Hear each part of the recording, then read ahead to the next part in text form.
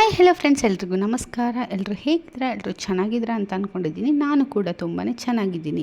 ಇದು ಮಂಗಳವಾರದ ಬೆಳಗ್ಗೆ ನಾನು ವ್ಲಾಗ್ನ ಶುರು ಮಾಡಿರೋದು. ಈಗ ನವರಾತ್ರಿಯ ಕೊನೆ ದಿನ ಅಲ್ವಾ, ಹಾಗಾಗಿ ಅದನ್ನು ಕೆಲವೊಬ್ಬರು ನಮ್ಮ ಫ್ಲ್ಯಾಟಲ್ಲಿ ಇಲ್ಲಿ ಆಚರಿಸ್ತಾ ಇದ್ದಾರೆ. ಅವರು ದುರ್ಗಾ ಮಾತೆಯನ್ನು ಪೂಜೆ ಮಾಡ್ತಾರಂತೆ. 9 ದಿನ ಉಪವಾಸ ಇದ್ದು, ಹಾಗೆ ಚಿಕ್ಕ ಮಕ್ಳ ಹತ್ರನೂ ಅವರು ಪಾದ ಪೂಜೆ ಮಾಡಿಸ್ಕೊಂಡ್ಬಿಟ್ಟು ಅವರು ಆಶೀರ್ವಾದನ ತಗೊತಾರೆ. ಹಾಗೆ ನನ್ನ ಮಗನೂ ಕೂಡ ಕರ್ಕೊಂಬರೋದಕ್ಕೆ ಅಂತ ಹೇಳಿದರು. 9 ಜನ ಹೆಣ್ಮಕ್ಳು ಹಾಗೆ ಒಂದು ಗಂಡು ಪಾಪು ಬೇಕು ಅಂತ ಹೇಳಿದರು ಪಕ್ಕದ ಮನೆ ಆಂಟಿ. ಬೆಳಗ್ಗೆ ಅವಳಿಗೆ ಸ್ಕೂಲ್ ಇತ್ತಲ್ವ, ಹಾಗೆ ಯೂನಿಫಾರ್ಮ್ ಹಾಕ್ಸ್ಕೊಂಡೆ ಕರ್ಕೊಂಡು ಹೋಗ್ತಾ ಇದ್ದೆ. ಸೊ ನಮ್ಮ ಮನೆ ಪಕ್ಕದ ಮನೆ ಆಂಟಿ ಅವ್ರದ್ದು ಇನ್ನೂ ಅಡುಗೆ ಆಗಿರಲಿಲ್ವಂತೆ. ಹಾಗಾಗಿ ಇನ್ನೊಬ್ಬರು ಮನೆಗೆ ಕರೆದಿದ್ರು, ಅವ್ರ ಮನೆಗೆ ಹೋಗಿ ಬರೋಣ ಅಂತಂದು ಹೋಗಿದ್ದೀವಿ. ನೋಡ್ತಾ ಇರ್ಬೋದು, ಎಲ್ಲ ಆಟ ಸಾಮಾನೆಲ್ಲ ಕೊಟ್ಟಿದ್ದಾರೆ. ನನ್ನ ಮಗ ಆಟ ಆಡ್ಕೊತ ಕೂತಿದ್ದಾನೆ.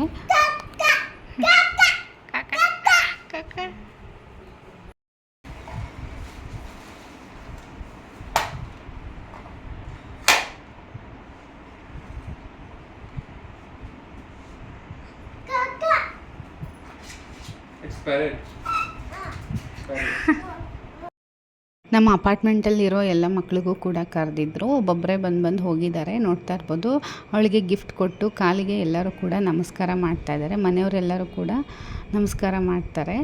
ಹಾಗೆ ಬಾಕ್ಸು ಕೂಡ ತೊಗೊಂಡೋಗಿದ್ದೆ, ಟೈಮ್ ಆಗಿಬಿಟ್ಟಿತ್ತು. ಅಂದರೆ ಇವರು ಊಟ ಮಾಡಿದ ಚಿಕ್ಕ ಮಕ್ಕಳು ಊಟ ಮಾಡಿದ ಮೇಲೇ ಅವ್ರುಗಳು ಊಟ ಮಾಡ್ತಾರಂತೆ, ಉಪವಾಸ ಮುರಿಬೇಕಲ್ವ. ಹಾಗಾಗಿ ಚಿಕ್ಕ ಮಕ್ಕಳು ತಿಂದ ಮೇಲೇ ಕೂಡ ಅವರು ತಿನ್ನೋದು ಮನೇಲಿ ಎಲ್ಲರೂ ಕೂಡ. ಇವನು ಕೂತ್ಕೊಳ್ಳೋ ಅಂತಂದರೆ ಕೂತ್ಕೊತಾನೆ ಇರಲಿಲ್ಲ, ಎದ್ದೆದ್ದು ಓಡೋಗ್ತಾ ಇದ್ದ.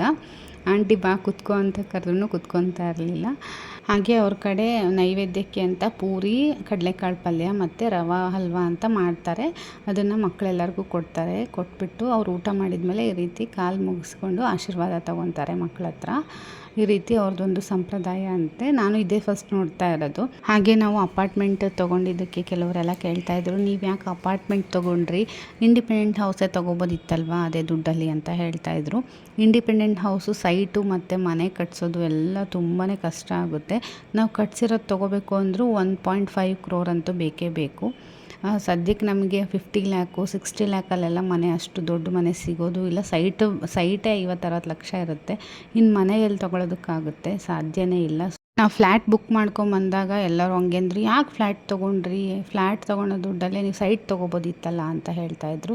ನಾವು ಸೈಟ್ ತೊಗೊಂಡು ಆ ಸೈಟಿನ ಸಾಲ ತೀರಿಸ್ಕೊಂಡು ಮನೆ ಕಟ್ಟೋ ಅಷ್ಟರಲ್ಲಿ ವಯಸ್ಸಾಗಿಬಿಟ್ಟಿರುತ್ತೆ. ಆಮೇಲೆ ನಾವು ರೆಡಿ ಮನೆ ತೊಗೋಬೇಕು ಅಂತಂದ್ರೂ ಇಷ್ಟು ಅಂತ ಡೌನ್ ಪೇಮೆಂಟ್ ಮಾಡಬೇಕು ಅಂತಂದರೆ 20% ಡೌನ್ ಪೇಮೆಂಟ್ ಮಾಡಬೇಕಾಗುತ್ತೆ. ನಾವು 1.5 ಕೋಟಿ ತೊಗೊತೀವಿ ಅಂತಂದರೂ 20, 25, 30 ಲಕ್ಷದ ತನಕ ನಾವು ಫಸ್ಟ್ ಅವ್ರಿಗೆ ಕ್ಯಾಶ್ ಕೊಡಬೇಕಾಗುತ್ತೆ.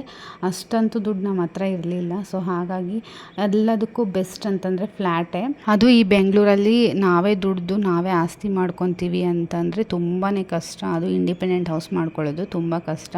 ಯಾವುದಾದ್ರೂ ಆಸ್ತಿ ಇರಬೇಕು, ಆ ಆಸ್ತಿನ ಮಾರಿ ಇಲ್ಲಿ ಬೆಂಗಳೂರಲ್ಲಿ ಮನೆ ತೊಗೋಬೇಕಷ್ಟೆ. ನಾವಾಗೆ ದುಡ್ದು ಮಾಡ್ಕೊತೀವಿ ಅಂತಂದರೆ ಅದು ಸಾಧ್ಯನೇ ಇಲ್ಲ. ನಾವಿಷ್ಟು ಮಾಡ್ಕೊಂಡಿರೋದೇ ನಮಗೆ ತೃಪ್ತಿ ಇದೆ, ಸಾಕು. ನಾವು ಜಾಸ್ತಿ ಏನೂ ಆಸೆ ಪಡಲ್ಲ, ನಮ್ಗೆ ಇಷ್ಟಿರೋದೇ ಸಾಕು. ಮುಂದೆ ನೋಡೋಣ, ಇನ್ನೂ ಚೆನ್ನಾಗಾದರೆ ಇನ್ನೂ ತೊಗೋಬೋದು. ಹಾಗಂತ ನಾವು ಇದು ತೊಗೊಂಡಿದ್ದಕ್ಕೇನು ನಮಗೇನು ಬೇಜಾರಿಲ್ಲ. ಅಪಾರ್ಟ್ಮೆಂಟ್ ಆದ್ರೂ ತುಂಬ ಚೆನ್ನಾಗಿದೆ.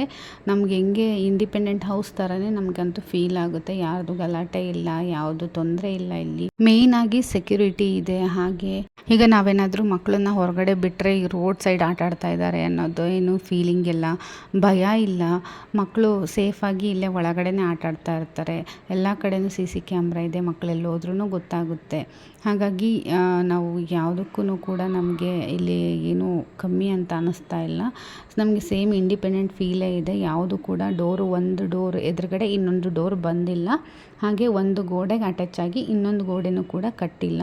ಒಬ್ಬರು ಮನೆ ಫುಲ್ ಹೆಂಗೆ ಇಂಡಿಪೆಂಡೆಂಟಾಗಿ ಗ್ಯಾಪ್ ಇದ್ದು ಮತ್ತು ಅದಕ್ಕೆ ನೆಕ್ಸ್ಟು ಒಂದು 3 ಅಡಿ ಗ್ಯಾಪ್ ಕೊಡ್ತಾರೋ ಅದೇ ಥರನೇ ಈ ಅಪಾರ್ಟ್ಮೆಂಟನ್ನು ಕಟ್ಟಿದ್ದಾರೆ. ಸೊ ಹಾಗಾಗಿ ನಮಗೆ ತುಂಬಾ ಇಷ್ಟ ಆಯಿತು. ಹಾಗೆ ಗಾಳಿ ಬೆಳಕು ಕೂಡ ತುಂಬಾ ಚೆನ್ನಾಗಿದೆ. ಹಾಗೆ ಪಕ್ಕಕ್ಕೆ ಕೂಡ ತುಂಬ ಖಾಲಿ ಜಾಗ ಇರೋದರಿಂದ ನಮಗೆ ಗಾಳಿ ಬೆಳಕಿಗೆ ಏನೂ ತೊಂದರೆ ಇಲ್ಲ. ನೀವು ಕೈಯಲ್ಲಿ ದುಡ್ಡಿಟ್ಕೊಂಡು ನೀವು ಇಂಡಿಪೆಂಡೆಂಟ್ ಹೌಸ್ ತೊಗೊತೀರಾ ಅಂತಂದರೆ ಅದು ಒಳ್ಳೆಯದು. ಆಮೇಲೆ ಅದ್ರ ಮೇಲೆ ನೀವು ಲೋನ್ ಬೇಕಾದರೂ ಮಾಡಿಸ್ಕೋಬೋದು. ಬಟ್ ನೀವು ಕೈಯಲ್ಲಿ ₹1 ಇಲ್ದಂಗೆ ನೀವು ಇಂಡಿಪೆಂಡೆಂಟ್ ಹೌಸ್ ತೊಗೊತೀರಾ ಅಂತಂದರೆ ಅದಕ್ಕೆ ಇಷ್ಟು ದುಡ್ಡು ಅಂತ ಅವ್ರಿಗೆ ಕೈಯಲ್ಲಿ ಕೊಡಲೇಬೇಕಾಗುತ್ತೆ. ಹಾಗಾಗಿ ಇಂಡಿಪೆಂಡೆಂಟ್ ಹೌಸು ನನಗೆ ನಮ್ಮ ಕೈಯಲ್ಲಿ ಆಗಲಿಲ್ಲ ತೊಗೊಳೋದಕ್ಕೆ. ನಾವು ಒಂದೆರಡು ನೋಡಿದ್ವಿ, ನೋಡಿ ಸುಮ್ಮನಾದ್ವಿ. ಯಾಕಂದರೆ ಕ್ರೋರ್ಸ್ ತನಕ ನಮಗೆ ಲೋನ್ ಕಟ್ಟೋಕ್ಕೆ ಸಾಧ್ಯವೇ ಇಲ್ಲ. ಸೊ ನಮಗೆ ಬೆಸ್ಟ್ ಅನಿಸಿದ್ದು ಅಪಾರ್ಟ್ಮೆಂಟು. ಹಾಗಾಗಿ ಇದೇ ತುಂಬಾ ಚೆನ್ನಾಗಿದೆ. ಹಾಗೆ ಎಲ್ಲರೂ ಕೂಡ ತುಂಬ ಚೆನ್ನಾಗಿ ಏನಾದರೂ ಸೆಲೆಬ್ರೇಷನ್ ಮಾಡಬೇಕು ಅಂತಾದ್ರೂ ಕೂಡ ಎಲ್ಲರೂ ಒಟ್ಟಿಗೆ ಸೆಲೆಬ್ರೇಷನ್ ಮಾಡ್ತಾರೆ. ಹಾಗೆ ನನ್ನ ಮಗಳಿಗೂ ಕೂಡ ತುಂಬ ಜನ ಫ್ರೆಂಡ್ಸ್ ಆಗಿದ್ದಾರೆ ಇಲ್ಲಿ. ಎಲ್ಲ ಒಂಥರ ಚೆನ್ನಾಗಿದೆ. ಇದು ಒಂಥರ ಈಗ ನಾನು ಇಂಡಿಪೆಂಡೆಂಟ್ ಹೌಸಲ್ಲಿ ಕೂಡ ನಾನು ಇದ್ದು ಬಂದಿದ್ದೀನಿ. ಅಲ್ಲಿ ಯಾರೂ ಮಾತಾಡಿಸ್ತಾನೂ ಇರಲಿಲ್ಲ. ಬಟ್ ಇಲ್ಲಿ ಎಲ್ಲರೂ ಕೂಡ ಮಾತಾಡಿಸ್ತಾರೆ. ಕೆಳಗಡೆ ಹೋದ್ರೂ ಸಿಗ್ತಾರೆ, ಮೇಲ್ಗಡೆ ಬಂದ್ರೂ ಸಿಗ್ತಾರೆ, ಎಲ್ಲೋದ್ರೂ ನಮಗೆ ಮಾತಾಡಿಸ್ತಾರೆ. ನಾನು ಇಂಡಿಪೆಂಡೆಂಟ್ ಹೌಸಲ್ಲಿ ಇದ್ದರೆ ಎಲ್ಲರೂ ಪರಿಚಯ ಆಗ್ತಾರೆ. ಬಟ್ ಆ ಅಪಾರ್ಟ್ಮೆಂಟಲ್ಲಿ ಯಾರೋ ಒಬ್ರಿಗೊಬ್ರು ಮಾತಾಡ್ಸಲ್ಲ ಅನ್ನೋ ಥರ ಹೇಳ್ತಾ ಇರ್ತಾರೆ. ಕೆಲವೊಂದು ಟೈಮ್ ಕೇಳಿರ್ಬೋದು ನೀವು. ಅಪಾರ್ಟ್ಮೆಂಟಲ್ಲಿ ಯಾರೂ ಇಲ್ಲಿ ಮಾತಾಡ್ಸಲ್ಲ, ಒಬ್ಬರೇ ಇರಬೇಕು 4 ಗೋಡೆ ಮಧ್ಯ ಅಂತ ಹೇಳ್ತಾ ಇರ್ತಾರೆ. ಬಟ್ ಆ ಥರ ಇಲ್ಲೇ ಇಲ್ಲ. ಇಲ್ಲಿ ನಾವಿರೋ ಕಡೆ ಅಂತೂ ತುಂಬಾ ಚೆನ್ನಾಗಿದೆ. ನೀವು ಇಂಡಿಪೆಂಡೆಂಟ್ಗಿನ್ನ ತುಂಬ ಚೆನ್ನಾಗಿ ಫೀಲ್ ಮಾಡ್ಬೋದು ಫ್ಲ್ಯಾಟ್ ತೊಗೊಂಡ್ರೆ. ಅಕ್ಕಪಕ್ಕ ಎಲ್ಲ ಮನೆ ಇರುತ್ತೆ, ತುಂಬ ಚೆನ್ನಾಗಿ ಮಾತಾಡಿಸ್ತಾರೆ. ಹಾಗೆ ನಿಮ್ಮ ಮಕ್ಳಿಗೂ ಕೂಡ ತುಂಬ ಚೆನ್ನಾಗಿ ಫ್ರೆಂಡ್ಸ್ ಆಗ್ತಾರೆ ಅಂತಲೇ ಹೇಳ್ಬೋದು. ಇಂಡಿಪೆಂಡೆಂಟಲ್ಲಾದರೂ ಕೂಡ ಆಗ್ತಾರೆ. ಬಟ್ ನಾವು ಅಷ್ಟು ಹೊರಗಡೆನೇ ಹೋಗೋದಿಲ್ಲ. ಇಲ್ಲಾಂದರೆ ಬಾಲ್ಕನಿಯಲ್ಲಿ ನಿಂತ್ಕೊಂಡ್ರೆ ಸಾಕು, ಎಲ್ಲರೂ ಮಾತಾಡಿಸ್ತಾರೆ. ಆ ಥರ ಇದೆ ನಮ್ಮ ಬಾಲ್ಕನಿ. ಸೊ ನನಗಂತೂ ತುಂಬ ಖುಷಿಯಾಗುತ್ತೆ ಅಪಾರ್ಟ್ಮೆಂಟಿಗೆ ಬಂದಿರೋದಕ್ಕೆ. ಎಲ್ಲರೂ ಹೇಳಿದ್ರು, ಯಾಕೆ ತೊಗೊಂಡ್ರಿ, ಸುಮ್ಮನೆ ವೇಸ್ಟು, ಸೈಟ್ ಇಲ್ಲ, ಏನೂ ಇಲ್ಲ, ಬರೀ ಗೋಡೆಗೆ ದುಡ್ಡು ಕೊಡಬೇಕು ಅಂತ ಹೇಳ್ತಾ ಇದ್ರು. ಬಟ್ ನಮ್ಮ ಕೈಯಲ್ಲಿ ಆಗಬೇಕಲ್ವಾ, ಯಾರೋ ಹೇಳ್ತಾರೆ ಮಾಡ್ತಾರೆ ಅಂತಂದು ನಾವು ತಗೊಳೋದಕ್ಕೂ ಆಗೋದಿಲ್ಲ. ನಮಗೆ ಇದು ಒಂಥರ ಚೆನ್ನಾಗಿದೆ. ಯಾಕಂದರೆ ಬೇಡ ಅಂದ್ರೂ ಬೇಗ ಸೇಲ್ ಆಗುತ್ತೆ. ಅದು ಒಂದು ಅದಕ್ಕೋಸ್ಕರ ನಾವು ಏನು ಸೇಲ್ ಮಾಡಲ್ಲ. ಬಟ್ ಬೇಡ ಅಂತ ಅಂದರೆ ಸೇಲ್ ಮಾಡೋದಕ್ಕೆ ಅಪಾರ್ಟ್ಮೆಂಟು ಬೆಸ್ಟು. ಹಾಗೆ ಗಿಡಗಳಿಗೆಲ್ಲ ಸ್ವಲ್ಪ ಮಣ್ಣೆಲ್ಲ ಲೂಸ್ ಮಾಡಿಬಿಟ್ಟು ಗೊಬ್ಬರ ಹಾಕೋಣ ಅಂತ ಅಂದ್ಕೊಂಡಿದ್ದೀನಿ. ಯಾಕಂದರೆ ಹೂವೆಲ್ಲ ಚೆನ್ನಾಗಿ ಬಿಡ್ತಾಯಿದೆ ಇವಾಗ. ಹಾಗೆ ಗಿಡಗಳೆಲ್ಲ ತುಂಬ ಚೆನ್ನಾಗಿ ಬೆಳೀತಾ ಇದೆ. ಸ್ವಲ್ಪ 15 ದಿನಕ್ಕೊಂದು ಸಲನಾದರೂ ಗೊಬ್ಬರ ಹಾಕಬೇಕು. ನಾನು 1 ಮಂತ್ ಆಯಿತು ಆಲ್ರೆಡಿ ಹಾಕಿ. ಲಾಸ್ಟ್ ಟೈಮ್ ವಿಡಿಯೋ ಶೇರ್ ಮಾಡಿದ್ದೆ ನೋಡಿ, ಹಾಕಿರೋದು. ಹಾಗೆ ಪಾಟ್ಗಳಲ್ಲೆಲ್ಲ ಬಸವನ ಹುಳು, ಆಮೇಲೆ ಎರೆಹುಳು ಅಂತ ಹೇಳ್ತಾರಲ್ಲ, ಅದಂತೂ ತುಂಬ ಬೆಳ್ಕೊಂಡ್ಬಿಟ್ಟಿದೆ. ನನಗೆ ನೋಡಿ ಆಶ್ಚರ್ಯ ಆಯಿತು, ಎರೆಹುಳು ಎಲ್ಲ ಬಂದುಬಿಟ್ಟಿದೆ ಅಂತಂದು. ಬಸವನ ಹುಳು ಮುಂಚೆಯಿಂದನೂ ಇತ್ತು. ಅದು ಲಾಸ್ಟ್ ಹಳೆ ಮನೇಲಿ ರೆಂಟಲ್ಲಿ ಇದ್ವಲ್ಲ, ಅಲ್ಲೆಲ್ಲ ಬಂದು ಮಣ್ಣಲ್ಲಿ ಸೇರ್ಕೊಂಡ್ಬಿಟ್ಟಿತ್ತು. ಅದೇ ಇವಾಗಂತೂ ಓಪನ್ ಮಾಡಿದರೆ ಸಾಕು, ಮಣ್ಣು ಒಳಗಡೆ ಎಲ್ಲ ಒಂದು 10-15 ಬಸವನ ಹುಳುಗಳು ಅದರೊಳಗಡೆ ಇದ್ವು. ನಾನು ಏನೂ ಡಿಸ್ಟರ್ಬ್ ಮಾಡಲಿಲ್ಲ, ಇರಲಿ ಬಿಡು ಅಂತ ಸುಮ್ಮನೆ ಆದೆ. ಹಾಗೆ ಇದು ಮಲ್ಲಿಗೆ ಗಿಡ ನನ್ನ ಮಕ್ಕಳೆಲ್ಲ ಕಿತ್ತಾಕ್ಬಿಟ್ಟಿದ್ದಾರೆ. ಅದು ಮತ್ತೆ ಇವಾಗಿನ ಚಿಗುರ್ತಾ ಇದೆ, ನೋಡ್ತಾ ಇದ್ದೆ. ಚಿಗುರ್ತಾ ಇದೆ, ಹಸಿದಿನೋ ಇಲ್ವೋ ಅಂತ. ಹಸಿ ಇಲ್ಲ ಅಂದರೆ ತೆಗೆದ್ಬಿಡೋಣ ಅಂತ ಅಂದ್ಕೊಂಡೆ. ಬಟ್ ಲೈಟಾಗಿ ಗ್ರೀನ್ ಕಲರ್ ಎಲೆ ಚಿಗುರ್ತಾ ಇತ್ತು. ಸೊ ಹಾಗಾಗಿ ಇದಕ್ಕೊಂದು ಸ್ವಲ್ಪ ಗೊಬ್ಬರ ಹಾಕ್ಬಿಡೋಣ ಅಂತಂದು ಹಾಕ್ತಾಯಿದ್ದೀನಿ. ಹಾಗೆ ನನ್ನ ವೀಡಿಯೋ ನೋಡಿದ ಕೆಲವರು ಕೇಳ್ತಾ ಇರ್ತಾರೆ, ನನ್ನ ಮುಖ ಯಾಕೆ ಗಂಟು ಹಾಕ್ಕೊಂಡಿರ್ತೀನಿ ವೀಡಿಯೋ ಮಾಡುವಾಗ ಅಂತ. ಅಂದರೆ ನಾನು ಏನಾದರೂ ಕೆಲಸ ಮಾಡುವಾಗ ನಾನು ಸೀರಿಯಸ್ ಆಗಿ ಮಾಡ್ತಾಯಿರ್ತೀನಿ. ನನ್ನ ನಗೋಕ್ಕೆಲ್ಲ ಬರಲ್ಲ ಸುಮ್ಮನೆ. ಹಾಗಾಗಿ ನನ್ನ ಮುಖ ಗಂಟಾಗಿರೋ ಥರ ಇರುತ್ತೆ. ನನಗೆ ನಾನು ವೀಡಿಯೋ ನೋಡುವಾಗ ನಗು ಬರ್ತಾ ಇರುತ್ತೆ, ನಾನು ಯಾಕೆ ಹೀಗಿದ್ದೀನಿ ಅಂತಂದು. ನಾನು ಯಾವಾಗಲೂ ಅಷ್ಟೇ, ಏನಾದರೂ ಕೆಲಸ ಮಾಡುವಾಗ ಸೀರಿಯಸ್ ಫೇಸ್ ನಂದು. ನಾನು ಸೀರಿಯಸ್ ಆಗಿ ಕಾನ್ಸಂಟ್ರೇಷನ್ ಕೊಟ್ಟು ಮಾಡ್ತಾ ಇರ್ತೀನಲ್ವ, ಅದು ಫೇಸೇ ಹಾಗೆ ಬಂದುಬಿಡುತ್ತೆ ಸೀರಿಯಸ್ ಆಗಿ. ಹಾಗಾಗಿ ಏನು ಮಾಡೋಕ್ಕಾಗಲ್ಲ. ಹಾಗೆ ನೋಡ್ತಾ ಇರ್ಬೋದು, ಇಲ್ಲಿ ಬಸವನ ಹುಳು ನಾನು ನಿಮಗೆ ತೋರಿಸ್ತಾ ಇದ್ದೀನಿ ನೋಡಿ. ಎಷ್ಟೊಂದು ಚಿಕ್ಕದಿತ್ತು, ಒಂಥರ ಬಟಾಣಿ ಸೈಜ್ ಇತ್ತು, ಬಟಾಣಿಗಿನ್ನ ಚಿಕ್ಕ ಸೈಜ್ ಇತ್ತು ನಾನು ಲಾಸ್ಟ್ ಟೈಮ್ ನೋಡಿದಾಗ. ಇವಾಗ ಒಂದು ಸ್ವಲ್ಪ ದೊಡ್ಡದಾಗಿದೆ. ಎಷ್ಟು ಕ್ಯೂಟಾಗಿ ಕಾಣ್ತಾ ಇದೆ ನೋಡ್ತಾ ಇರ್ಬೋದು ನೀವು. ತುಂಬಾ ಇದೆ ಹುಳ. ಹಾಗೆ ಎರೆಹುಳು ಕೂಡ ಇದೆ ಇಲ್ಲಿ ಸೈಡಲ್ಲಿ. ಹಾಗೆ ಇದು ನರ್ಸರಿಯಿಂದ ತಂದಾಗ ತುಂಬಾ ಚೆನ್ನಾಗಿತ್ತು ಸ್ಪೈಡರ್ ಪ್ಲ್ಯಾಂಟು. ಯಾವಾಗಲೂ ನೀರು ಹಾಕ್ತಾನೆ ಇರ್ತೀನಿ, ಗೊಬ್ಬರನೂ ಹಾಕ್ತಿರ್ತೀನಿ. ಬಟ್ ಅದು ಏನಾಯಿತೋ ಏನೋ ಎಲ್ಲ ಬಾಡೋಗ್ಬಿಟ್ಟಿದೆ, ನೋಡೋಕ್ಕೆ ಇಷ್ಟ ಆಗ್ತಿಲ್ಲ. ತಂದಾಗಂತೂ ಎಷ್ಟು ಚೆನ್ನಾಗಿತ್ತು. 1 ಮಂತ್ ಚೆನ್ನಾಗಿತ್ತು ತಂದಾಗ. ಆಮೇಲೆ ಎಷ್ಟೊಂದು ಗಿಡಗಳೆಲ್ಲ ಹಾಗೆ ಆಗೋಗಿದೆ.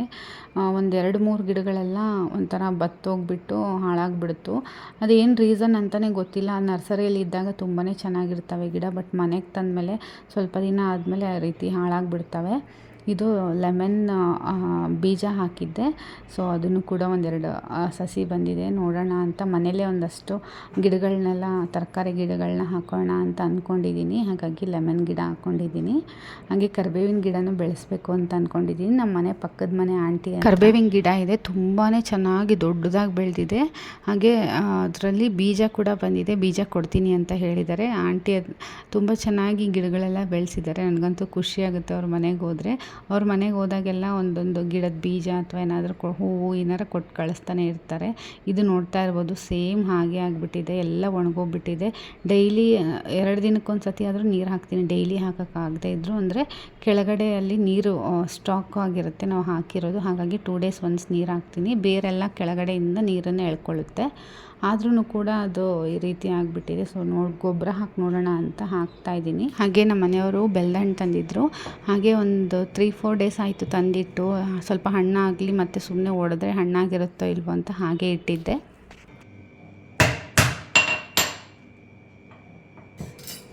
ಈ ರೀತಿ ಒಡೆದ್ಬಿಟ್ಟು ಇದರಲ್ಲೇ ಬೆಲ್ಲ ಹಾಕಿ ನೀನು ತಿಂತಾಯಿದ್ವಿ ಸ್ಪೂನ್ ತೊಗೊಂಡು. ಸಖತ್ತಾಗಿತ್ತು. ಅಂದರೆ ಇವಾಗ ಮಾಡ್ಕೊಂಡು ತಿಂತೀವಿ. ಮುಂಚೆ ಎಲ್ಲ ಇದನ್ನು ಈ ರೀತಿ ಒಡೆದ್ಬಿಟ್ಟು ಅದರಲ್ಲಿ ಎಲ್ಲ ಮಿಕ್ಸ್ ಮಾಡಿಬಿಟ್ಟು ಬೆಲ್ಲ ಆಮೇಲೆ ಈ ಹಣ್ಣು 2 ಮಿಕ್ಸ್ ಮಾಡಿಬಿಟ್ಟು ಹಾಗೆ ಸ್ಪೂನ್ ಹಾಕ್ಕೊಂಡು ತಿಂತೀವಿ.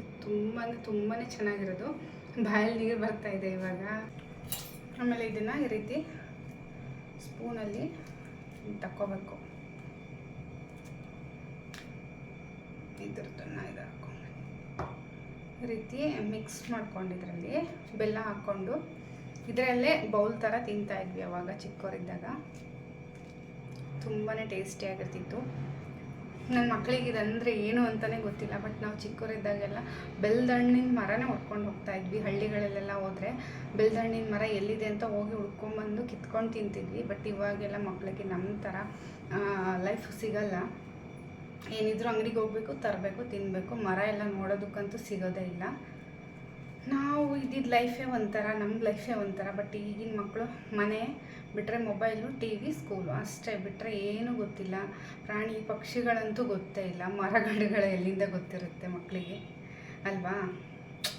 ಬಟ್ ನಮ್ಮ ಲೈಫೇ ತುಂಬ ಚೆನ್ನಾಗಿತ್ತು. ಹೊಲಕ್ಕೆ ಹೋಗೋದಾಗಲಿ, ನದಿಗೆ ಹೋಗೋದಾಗಲಿ, ಒಂಥರ ಈ ಮರ ಹತ್ಬಿಟ್ಟು ಹಣ್ಣುಗಳನ್ನೆಲ್ಲ ಕೀಳೋದಾಗಲಿ. ಹುಡುಗಿರಂತನೂ ನೋಡ್ತಿರಲಿಲ್ಲ, ಹುಡುಗರಂತನೂ ನೋಡ್ತಿರ್ಲಿಲ್ಲ. ಮರ ಹತ್ತಿ ಕೀಳೋದು ಇಷ್ಟ ಆಯಿತು, ಹಣ್ಣು ಮರ ಹತ್ತೋದು ಕೀಳೋದು. ಆಮೇಲೆ ನದಿನಲ್ಲೆಲ್ಲ ಸ್ನಾನ ಮಾಡೋದು. ಬೇಸಿಗೆ ರಜೆ ಬಂತಂತಂದರೆ ಅಜ್ಜಿ ಮನೆಗೆ ಹೋಗ್ಬಿಡೋದು. ಅಲ್ಲಿ ಎಲ್ಲ ಫ್ರೆಂಡ್ಸ್ ಎಲ್ಲ ಸೇರ್ಕೊಂಡ್ಬಿಟ್ಟು ಹಣ್ಣು ಕೀಳೋದು.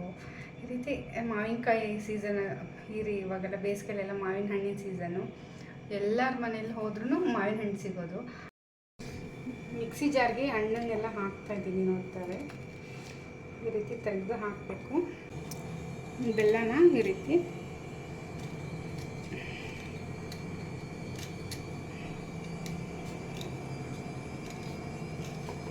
ಕಟ್ ಮಾಡೋದು, ಜಜ್ಜಾದರೂ ಹಾಕ್ಬೋದು. ಸೊ ಬೆಲ್ಲ ಹಾಕಿದ್ದೀನಿ ನೋಡ್ತಾ ಇರ್ಬೋದು. ಇನ್ನೊಂದು ಸ್ವಲ್ಪ ಬೇಕು ಅಂತಂದರೆ ಮತ್ತೆ ಹಾಕೋಬೋದು. ಸೊ ಈಗ ಇದನ್ನು ಮಿಕ್ಸಿ ಮಾಡೋಣ.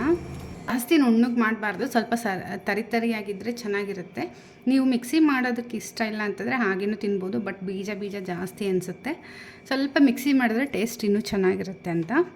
ಅಂದರೆ ಜಾಸ್ತಿ ಮಾಡೋಕ್ಕೆ ಹೋಗ್ಬಾರ್ದು, ಅಷ್ಟೇ ತರಿ ಇರಬೇಕು.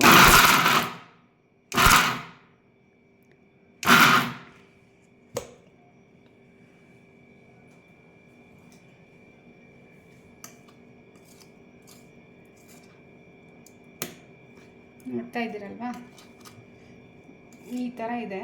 ಇನ್ನು ಸ್ವಲ್ಪ ಬೇಕಿದ್ದರೂ ಮಾಡ್ಕೋಬೋದು, ತುಂಬ ಟೇಸ್ಟ್ ಆಗುತ್ತೆ.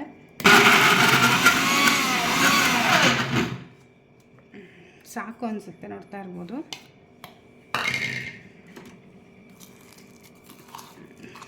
ಈ ರೀತಿ ಕಾಣಿಸುತ್ತೆ, ಡಾರ್ಕ್ ಬ್ರೌನ್ ಕಲರ್ ಕಾಣಿಸ್ತಾ ಇದೆನಾ?